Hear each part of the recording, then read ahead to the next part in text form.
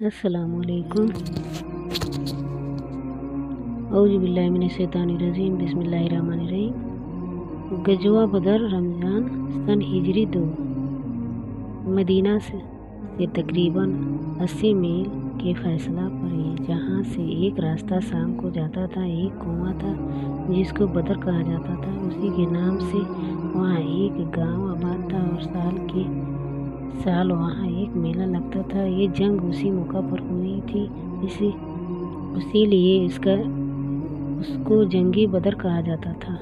अबू सुफियान जो तिजारती काफिला लेकर शाम गया था, जब वो वापस हो रहा था तो उसने अपना आदमी मक्का भेजा, जो नंगे गले उल्टे मुंह नाक कटे ऊँटनी पर सवार पहुँचता हुआ पूरे मक्का में घूम गया कि मोहम्मद सल्लल्लाहु अलैहि वसल्लम ने उसकी काफिला पर डाका डाल दिया। मक्का वाले जो खबर सुनते ही भड़क उठे और सिर्फ 3 दिन के अंदर एक लश्कर जर्रार तैयार कर लिया। मक्का के सभी बड़े बड़े सरदार उसमें शरीक हुए। हर एक के पास एक दूसरे से बढ़ चढ़कर साजो सामान था। बड़े जोश व खरोश और बड़ी शान के साथ ये फौज उखड़ती उतराती हुई बाजी बजाती मक्का से रवाना हुई कि मदीना पहुंचकर मोहम्मद रसूलुल्लाह सल्लल्लाहु अलैहि वसल्लम और उनके साथियों को कत्ता व कमा कर देंगे और पूरी अरब को दिखा देंगे कि हमारी शान क्या है। फौज के रईस सरदार अपनी शान रियासत अलग दिखा रहे थे। रोजाना किसी एक सरदार की तरफ से पूरी फौज की दावत होती थी, जिसकी सुरमाओं की गिनती 1000 से सिर्फ 50 कम थी।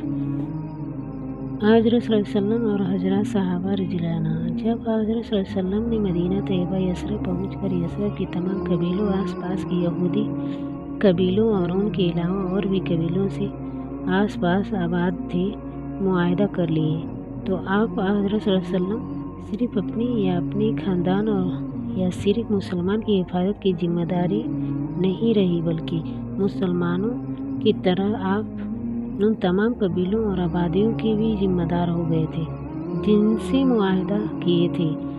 आप पर लाजिम हो गया था कि उनको हिफाजत करें और अगर कोई खतरा आने वाला हो तो पहले ही से उसको दफा करने की तदबीर करें। ये तिजारती काफिला जो अबू सुफियान के सरगर्दगी में शाम हो गया था, मुसलमान और उनसे मुआहदा करने वालों के लिए बहुत बड़ा खतरा था, क्योंकि उनका मकसद यही था कि सरमाया ज़्यादा से ज़्यादा हो, जिससे वो लड़ाई की तैयारी ज़्यादा से ज़्यादा कर सके और मुसलमान और उनके साथियों को कुचल सके। मदीना यसरब शाम के रास्ता में पड़ता था और यही रास्ता करीब था। जाने के वक्त उस काफिला की खबर मुसलमान को नहीं हुई, लेकिन जब उसके वापस होने का वक्त आया तो हज़रत सल्लल्लाहु अलैहि वसल्लम ने उसका रास्ता रोकने के लिए रवानगी का हुक्म दे दिया। चुनांचे जितने सहाबा कराम रज़ियल्लाहु अन्हुम अजमईन उस वक्त मदीना में थे, जिस हाल में थे निकल कर खड़े हुए और हज़रत सल्लल्लाहु अलैहि वसल्लम के साथ काफिला की तरफ रवाना हो गए।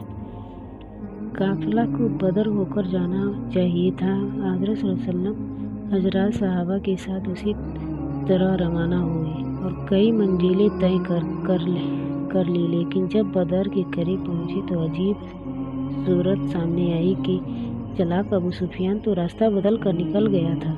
अलबत्ता कुरैश का लश्कर जर्रार जो अबू सुफियान के अस्ताल अंगेज खबर पर पूरी तरह तैयार होकर पूरे जोश के साथ मक्का से रवाना हुआ था, सामने आ गया था।